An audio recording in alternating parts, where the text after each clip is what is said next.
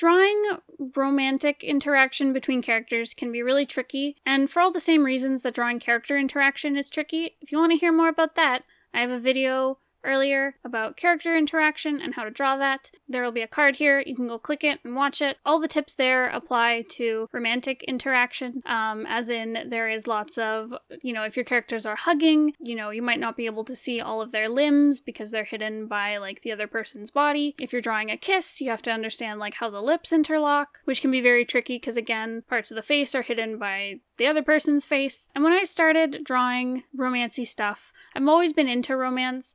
I love it. I love romance books. I love romance comics. Early on, when I was learning how to draw, I wanted to make romance comics. Like, I read a lot of shoujo manga and read YA books, which are full of romance stuff. So when I was learning, it was so tricky to draw, especially smooching, because I didn't have an understanding of lips, and my style at the time did not include like detailed lips on characters. They were usually like kind of cartoon shortcuts of mouths. I didn't understand how faces looked in profile, and I did not know how to tilt a face at all in any way. My art was very flat, which makes drawing smooching very difficult. Because drawing things like a kiss, when people kiss, there's usually like the faces tilt, so you're not smushing your noses together. Sometimes the lips will like come out, like pucker up to do like a little smooch peck thing, a pecking smooch, a hecking peck smooch. Like a little chaste kiss. So when you are drawing romancy stuff like smooching and hugging, you definitely need to have a 3D understanding of the head and the human body. And the way you can do this is just by studying from reference. Look at movie scenes that have smooches in them. You can probably find like reference art. I remember when I was learning how to draw smooches, you just type in, like, inspirational quotes, and there's all these, like, couples standing in sunsets having a little smooch, and there's, like, inspirational words on top. That is a totally okay reference. But yes, having an understanding of how the face looks at different angles in a 3D space really helps you when you are trying to figure out how, like, the lips interlock. And once you understand that from, like, a 3D level, it can be a lot simpler to, like, simplify your things to your style so that you don't have to do these fully realistic lips whenever your characters kiss. So again, like with drawing any character interaction, if you're having a lot of trouble, grab some reference, use different colors for the different characters to distinguish like which body part belongs to whom, so that you're not drawing like 7 arms when you're drawing characters hug. And also make sure to draw all of each character. If you have, say, someone's body blocking the other character, draw them out entirely and draw the other character on top, overlapping. And if you have it in different colors, it won't get too confusing as to what body part belongs to whom, because I know if you have a pencil sketch and it's all the same color, it can be very confusing to differentiate what is what. It can look like a big scribbly mess. But if you break it down into, say, different colors, then it is a lot easier to figure out who is who, what hand belongs to whom. And make sure you put a lot of structure work underneath, which applies to when you are drawing out your characters fully and overlapping. It never hurts to do lots of draft work up front so that you don't have to rely on doing it perfect the first time.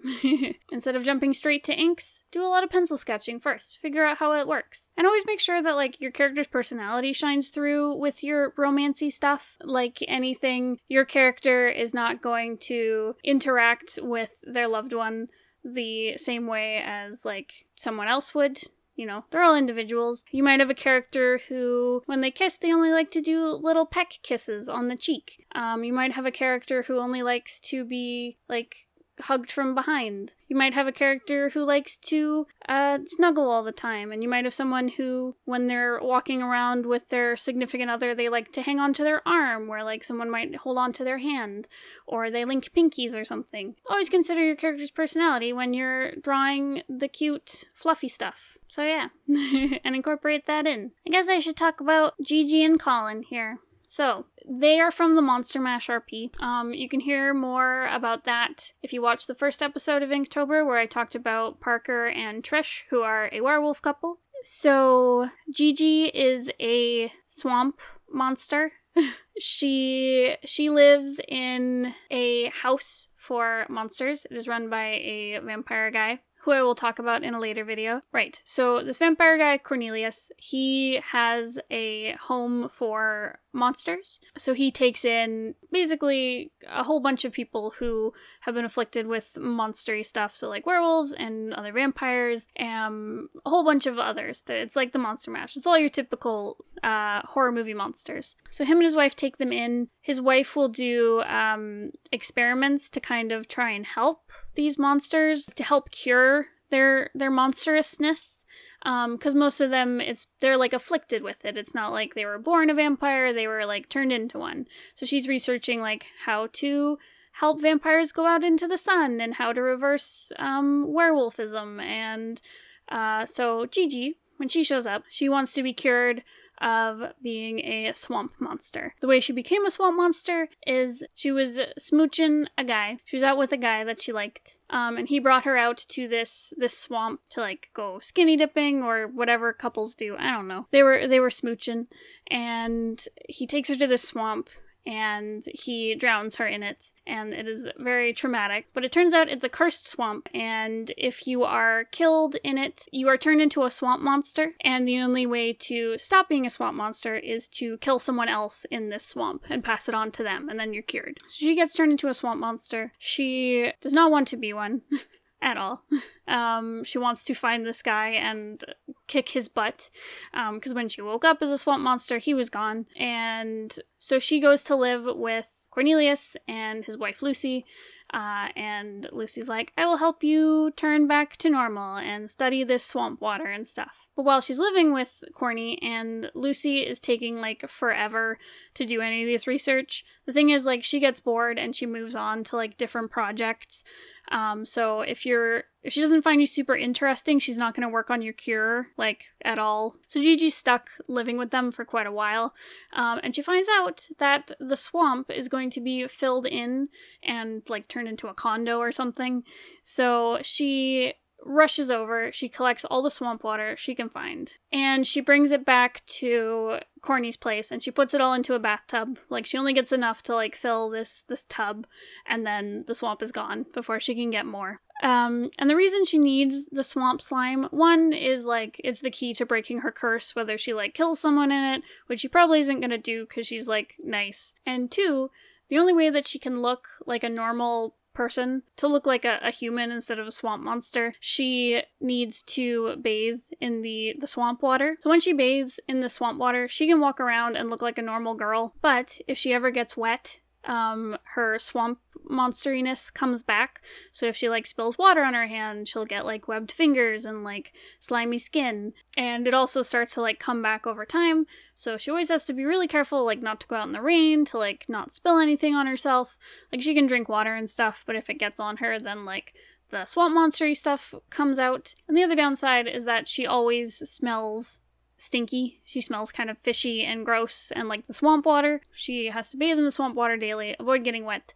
It's a very hard existence, and she's really hoping that Lucy can cure her, but Lucy is the worst. So every day she's like, hey Lucy, are you working on my cure? And she's like, yeah, whatever, I'll get to it. So that's very frustrating. So Gigi goes to college. She's waiting to be cured, but she doesn't want, like, her life to be put on pause while she waits. So she goes to this college. She becomes friends with a lot of, like, our main characters in that RP. So, like, she makes friends with Trish and with Matt and Parker. There's some other main characters I can't remember the names of. But she also makes friends with Colin, who is this lovely boy here. So Colin is a rich boy. The college they go to is like a very ritzy school. A lot of rich kids go there. Gigi is able to attend because Cornelius deals, like, he'll pay for everything as long as you stay and let his wife experiment on you. So she's able to go to college because of that. And but Colin comes from a very wealthy family. He hangs out with two of his high school friends, like friends that people he's been friends with like since forever. Natalie, Nat, and Matthew, Matt. So we had Matt and Nat. It was very confusing. But yes, so Colin and Natalie dated when they were in high school. They were like dating all through high school, and then right before they were going to go to college, he was anticipating them like living together and going to college together. But at the end of high school, she dumped him. She was like, sorry, I'm not into you anymore. I think we should date other people in college. He's like, okay. Like, he dealt with it fine. And he tried to stay friends with her, even though he was very hurt, and it kind of came out of nowhere. Well, turns out Natalie did this because he is a very, like, he's everything her parents want. Like, he's, like, a good student. He comes from a rich family. Her family's, like, a ritzy family as well. He's a good boyfriend. He's very, like, straight-laced, etc. And she really freaks out when she realizes that, like, they're probably gonna date for a long time, especially if they, like, date all through college. And she's like, no, I don't want this, and freaks out and dumps him. And then she just acts like nothing happened and still talks to him like they're friends, and he's really weirded out, and they go to college together because they planned everything to be together, and it's very awkward and weird, and he's still hurt about it as they go into college. And they also have their friend Matthew, who he thinks they're still, like, really good friends, and he thinks, like, nothing has changed since high school, so he's very like, man, isn't it great we're all friends, let's all hang out together, and he doesn't notice that Natalie and Colin are, like, avoiding each other, and it's really awkward. He's a good friend. He's very sweet and naive. Yes. So when they're in college and the RP starts, Matthew has a crush on this one girl, Kenzie. So Matt has a crush on this girl named Kenzie, who also goes to college with them. Kenzie is, like, struggling with school and holding a job. She's, like, at the school with a scholarship. So she's constantly, like, working to keep her grades up and then working, like, 7 jobs to, like, pay for everything. And Matt has a big crush on her because she's really cute and she's really nice. He, being from a rich family as well, does not really understand having to work for a living, but anyways, he has a crush on her. She does not reciprocate at all. She's too busy to date anyways. But one day, she goes missing, and girls all over the city just start disappearing, and everyone is, like, really worried. There's, like, extra security on campus and stuff, and everyone's like, let's not go after dark. It's scary. Girls are going missing. So Matt is very distressed. At the same time, Colin starts skipping class, and so after a while, Matt starts suspecting Colin of being a murderer. Or maybe Matt didn't. Maybe I did in this RP. I was convinced Colin was the murderer. Well, turns out he is not a murderer. He is skipping class because he does not want to be in classes with Natalie anymore. So Colin is avoiding her. He is getting all the lectures recorded so he can still, like, keep his grades, but he does not want to be with Nat. And not a murderer.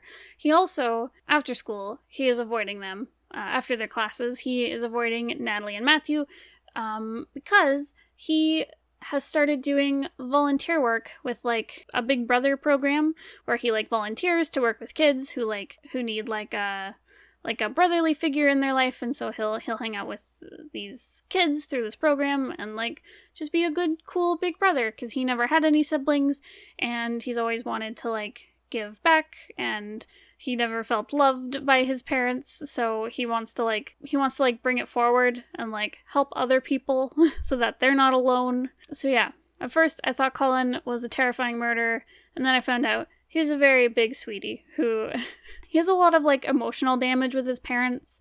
They are on vacation all the time. They don't like to spend time with him. He had nannies all his life, and whenever one would get really close with him, his mom would send them away, but she wouldn't, like, spend time with him. So yeah, he's got a lot of damage around that.